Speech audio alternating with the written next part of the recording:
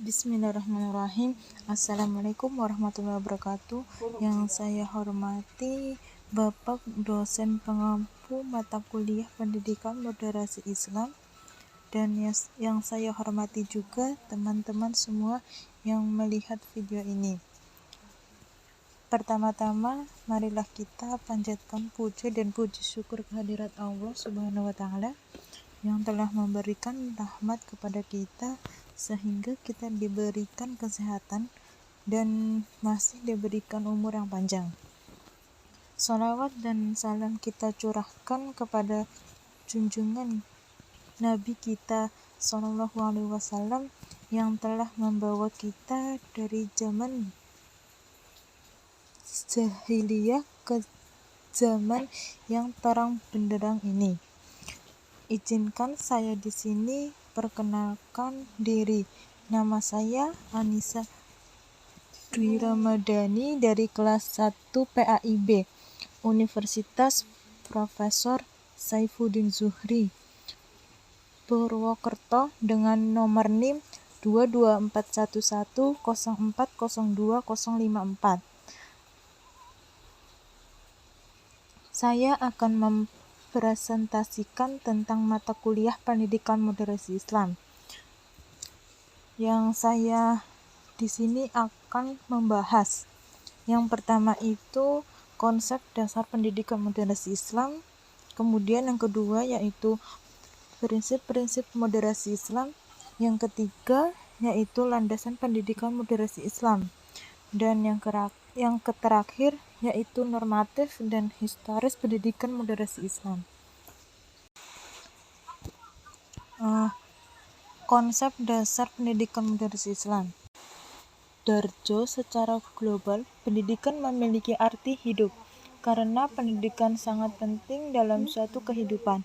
Sedangkan secara konteksnya, pendidikan adalah segala pengalaman belajar yang berlangsung dalam suatu lingkungan hidup manusia. Sedangkan secara sempit, pendidikan adalah sekolah. Pendidikan adalah segala pengaruh yang diupayakan sekolah terhadap anak dan remaja agar mereka mempunyai kemampuan yang sempurna dan kesadaran penuh terhadap hubungan-hubungan dan tugas-tugas sosial mereka. Kemudian, secara pengertian Islam. Islam di sini adalah agama yang moderat, mengajarkan sikap santun, rukun, dan harmonis dalam berinteraksi dengan lingkungannya. Islam juga merupakan agama yang diridhoi oleh Allah Subhanahu wa Ta'ala yang telah dijanjikan akan selamat dari siksa api neraka. Oleh sebab itu, dalam ajaran Islam sangat penting sekali adanya toleransi yang harus kita terapkan dalam kehidupan masyarakat. Islam merupakan agama yang menyempurnakan ajaran terdahulu.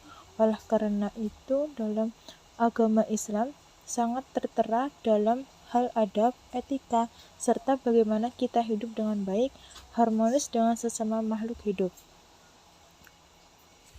Disebut dengan wasitiyah atau tengah-tengah.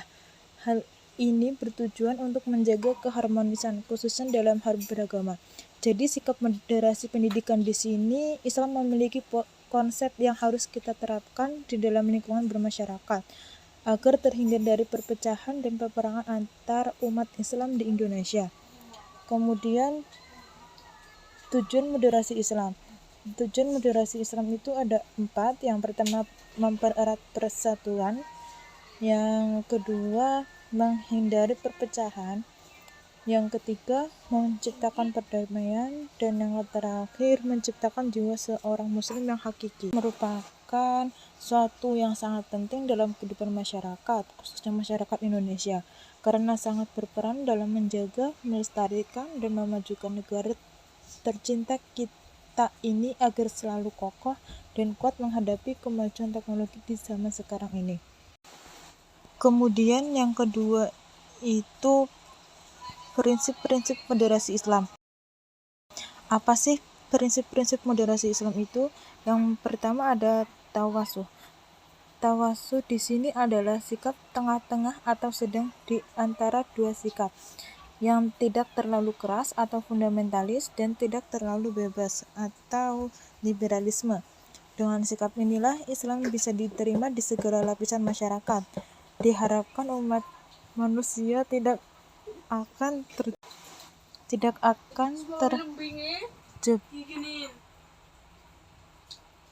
oleh perilaku-perilaku yang menyimpang dari syariat yang membawa mereka ke jalan yang sesat.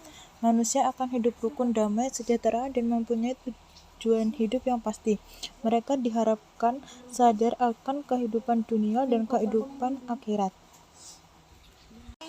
Akan tetapi, jalan menuju iman dan Islam serta manhaj dan syariat para nabi itu dikelilingi oleh kesesatan, dihadang oleh berbagai rintangan, serta ditutupi oleh penghalang-penghalang.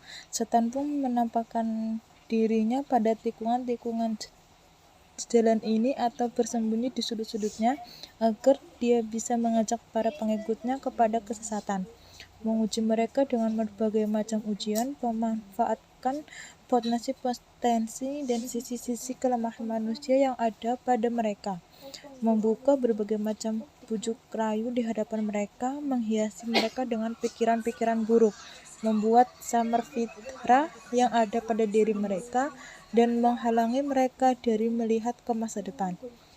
Sesungguhnya Allah telah menurunkan agama-agama dan syariat-syariat, memberikan batasan sarana-sarana dan tujuan-tujuan yang ada di dalamnya, merupakan satu tujuan yang sama, yaitu beribadah kepada Allah. Sikap berlebih-lebihan dalam beragama merupakan netralisasi dari jalan kebenaran dan melewati batasan yang telah ditentukan oleh pembuat syarat yang maha bijaksana.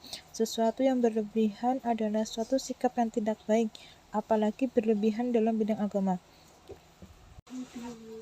Kemudian, hal yang perlu diperhatikan dalam penerapan tawasuh ialah: yang pertama, tidak bersikap ekstrim dalam menyebarluaskan ajaran Ahlussunnah wal Jamaah. Yang kedua, tidak mudah mengkafirkan sesama muslim karena perbedaan pemahaman agama. Yang ketiga, memposisikan diri dalam kehidupan bermasyarakat dengan senantiasa memegang teguh prinsip persaudaraan atau ukhuwah dan toleransi hidup berdampingan baik dengan sesama warga NU, sesama umat Islam, maupun warga negara yang memeluk agama lain. Yang kedua, ada tawazun, adalah sikap menyeimbangkan segala aspek dalam kehidupan, tidak condong kepada salah satu perkara saja. Sikap ini sebaiknya ada dalam diri setiap muslim dan diperintahkan secara langsung oleh Allah Subhanahu wa taala. Dalam firman-Nya, Allah menciptakan langit dan semua isinya dengan tawazun ini.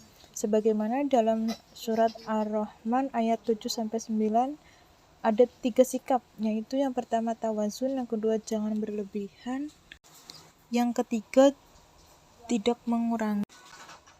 Kemudian ada tasamuh atau toleransi. Pengertian toleransi: kata toleransi berasal dari toleran. Dalam KBBI diartikan menegang atau menghargai pendirian yang berbeda atau bertentangan dengan pendirian sendiri. Dalam toleransi adalah tasamuh, yang berarti sikap baik dan berlapang dada terhadap perbedaan-perbedaan dengan orang lain yang tidak sesuai dengan pendirian dan keyakinannya. Umat Islam itu diciptakan dengan berbagai ras, bangsa, suku, bahasa, adat, kebudayaan, dan agama yang berbeda. Toleransi dalam masalah ibadah dan akidah bertolak sebagaimana yang dicontohkan Rasulullah saat 4 pemuka kafir Quraisy, yakni Al-Walid bin Mughirah, Al-As bin Wa'il, Al-Aswad ibnul Muthalib, dan Umayyah bin Khalaf. Kemudian ada syarat yang berhubungan dengan toleransi. Yang pertama, ada bentuk-bentuk toleransi dalam Islam. Ada Islam mengajarkan menolong siapapun, baik orang miskin maupun orang yang sakit, muslim atau non-muslim, bahkan terhadap binatang sekalipun. Yang kedua, tetap menjalin hubungan kerabat pada orang tua atau saudara non-muslim. Yang ketiga, boleh memberi hadiah pada non-muslim. Kemudian ada toleransi antar umat beragama. Di sini masyarakat seorang individu akan dihadapkan dengan kelompok-kelompok yang berbeda dengannya. Salah satunya adalah perbedaan kepercayaan atau agama. Kemudian ada syura atau musyawarah. Di sini adalah masyarakat beradab dan demokratis sehingga hak bersuara setiap warga dijamin dan dilindungi secara sah. Kemudian kesimpulan dari prinsip moderasi Islam itu diharapkan kepada seluruh manusia untuk taat kepada Allah, tidak berlebihan dalam menjalankan sesuatu. Semuanya harus memiliki aturan dan prinsip, tidak kurang dan tidak lebih. Semua memiliki porsinya masing-masing. Allah telah menganugerahkan akal agar kita bisa memilah mana yang baik dan yang buruk, serta memberi takaran agar kita selalu berada di jalan yang lurus, tidak memiliki pikiran yang menyimpang atau sesat. Kemudian yang ketiga ada normatif dan historis. Yang pertama ada landasan normatif. Menurut Abidinatul Islam, normatif itu adalah suatu pendekatan yang memandang agama dari segi ajarannya yang pokok dan asli, yang di dalamnya belum terdapat penalaran atau pemikiran manusia. Dalam beragama tentunya tidak dapat dipisahkan dalam masalah teologi atau ilmu ketuhanan, sebab suatu agama hanya dapat diyakini dengan penuh ketulusan, artinya seorang benar-benar percaya terhadap Tuhan. Ajaran suatu agama terampil prima dengan segala kebenaran dan nilai-nilai luhurnya yang mutlak pada dirinya. Oleh karena itu, agama mempunyai sifat mengikat pada para pemeluknya, maka ajaran moral beragama lebih besar dan dalam pengaruhnya dari ajaran-ajaran moral yang dihasilkan falsafah dan pemikiran manusia. Ajaran-ajaran yang berasal dari Tuhan memiliki sifat kedudukan dan absolut, artinya tidak dapat ditentang oleh manusia, sedangkan perintah manusia masih bisa dilawan. Inilah yang membuat norma-norma akhlak yang diajarkan agama mempunyai pengaruh besar dalam membina manusia yang berakhlak mulia dan berbudi luhur. Kemudian ada landasan historis. Islam historis itu kejadian yang ada hubungannya dengan masa lampau atau sejarah. Islam historis adalah Islam yang dianut dan yang praktekkan kaum muslim di seluruh dunia, mulai dari masa Rasulullah hingga saat ini. Islam historis adalah Islam yang senyatanya diamalkan masyarakat, tidaklah muncul dengan tiba-tiba. Pastilah ada yang melatar belakangi. Benar atau salah sebuah pengalaman Islam suatu masyarakat sangat dipengaruhi oleh ruang juga waktu yang mereka alami. Kemudian ada ayat Al-Quran dan hadis yang menjelaskan tentang moderasi Islam. Yang pertama, moderasi beragama dalam moderasi Islam. Moderasi Islam sering diistilahkan dengan tawasuh. Menurut Kiai Haji Afuddin Muhajir, ta'adun dan tawazun memiliki arti yang sangat berdekatan atau bahkan sama dengan tawasud. Mudir 1 Mahat Ali Situbondo ini mengatakan bahwa tiga ungkapan tersebut bisa disatukan menjadi wasatiyah.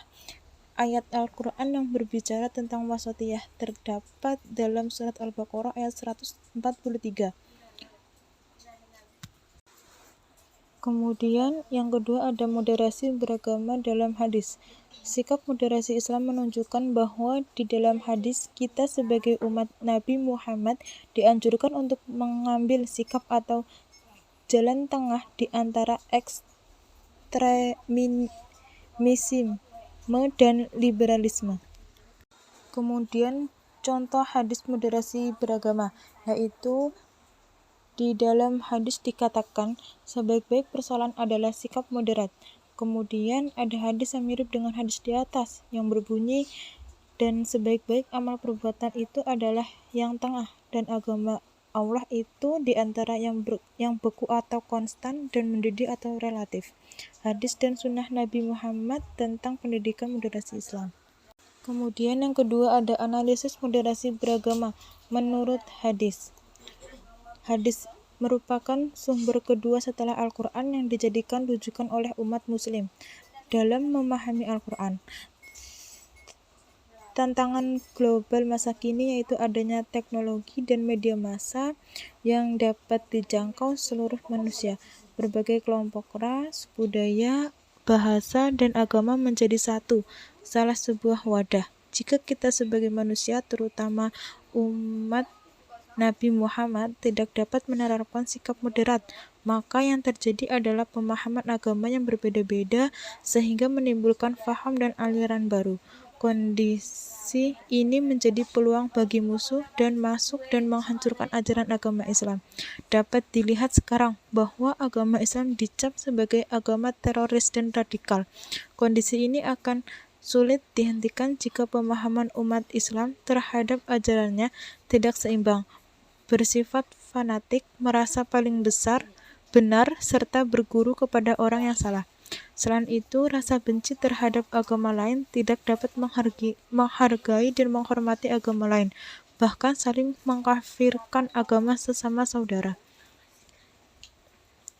Kemudian yang ketiga ada akibat tidak menerapkan sifat moderasi Islam. Menurut Yusuf Qaradawi, selaku bapak moderasi beragama di dunia Islam, itu menyatakan bahwa pertengkaran di kalangan moderasi umat manusia terjadi karena adanya sifat berlebih-lebihan dalam urusan beragama dan beribadah. Hal ini memunculkan sikap antara lain. Yang pertama, fanatik terhadap suatu agama atau pendapat. Yang kedua, tidak menempatkan sesuatu menurut tempatnya. Yang ketiga, hilangnya sifat toleransi. Yang keempat, menjadi pribadi yang tertutup, kasar, dan keras. Yang kelima, menimbulkan perpecahan dari dalam maupun luar. Kemudian ada pemikiran ulama kontemporer dan klasik tentang pendidikan moderasi Islam. Secara teologis, Islam merupakan sistem nilai yang bersifat ketuhanan, tetapi dari sudut sosiologis, Islam yaitu suatu peradaban kultural dan realitas sosial dalam kehidupan. Peradaban tidak dapat dihindari dari kenyataan sosial, yaitu perubahan, apalagi dalam bentuk pandangan ajaran Islam sendiri. Perubahan adalah sunatullah yang merupakan salah satu sifat asasi manusia. Pandangan ulama kontemporer terhadap modernitas dapat dikelompokkan menjadi tiga, yaitu modernis, tradisionalis atau salafi, dan kaum eklektis. Yang pertama, pemikiran ulama kontemporer. Ini mengajukan sebagai model yang tepat untuk masa kini. Artinya, pada masyarakat yang maju, pemikiran kalamnya cenderung ke arah rasional, yang mengharuskan segala sesuatu yang dapat bersifat logis dan empiris. Kemudian yang kedua ada pemikiran ulama klasik. Menurut Muzaffaruddin Nadvi melihat kepada 4 masalah pokok penting dalam pemikiran Islam, antara lain: yang pertama, masalah kebebasan berkehendak, yaitu apakah manusia mempunyai kebebasan berkehendak atau tidak, dan apakah manusia mempunyai kekuasaan berbuat atau tidak. Yang kedua, masalah sifat Allah, yaitu apakah Allah mempunyai sifat itu merupakan bagian dari zatnya atau tidak. Yang ketiga, batasan iman dan perbuatan, yaitu apakah perbuatan manusia itu merupakan dari keimanannya atau terpisah. Yang keempat, ada perselisihan antar akal dan wahyu, yaitu apakah kriteria sebenarnya dari kebenaran itu, akalkah atau wahyu. Dengan kata lain, apakah akal menjadi pokok wahyu atau sebaliknya. Kemudian kesimpulan dari saya dapat disimpulkan bahwa Islam normatif adalah Islam pada dimensi yang sakral atau suci. Dalam kata lain bisa diartikan suatu pendekatan yang lebih menekankan kepada aspek normatif dalam ajaran Islam yang terdapat pada Al-Quran dan Sunnah atau hadis. Dalam Islam normatif merupakan bentuk tekstur Islam, yaitu pada Al-Quran dan Sunnah. Sedangkan Islam historis adalah Islam yang menganut dan yang dipraktekkan kaum muslim di seluruh dunia mulai dari masa Rasulullah hingga saat ini. Adapun yang melatar belakangi Islam normatif yaitu sejarah. Sejarah adalah asal-usul, silsilah, kisah, riwayat, dan peristiwa. Materi yang dapat saya sampaikan dari saya. Apabila ada kekurangan, saya mohon maaf sebesar-besarnya. Wassalamualaikum warahmatullahi wabarakatuh.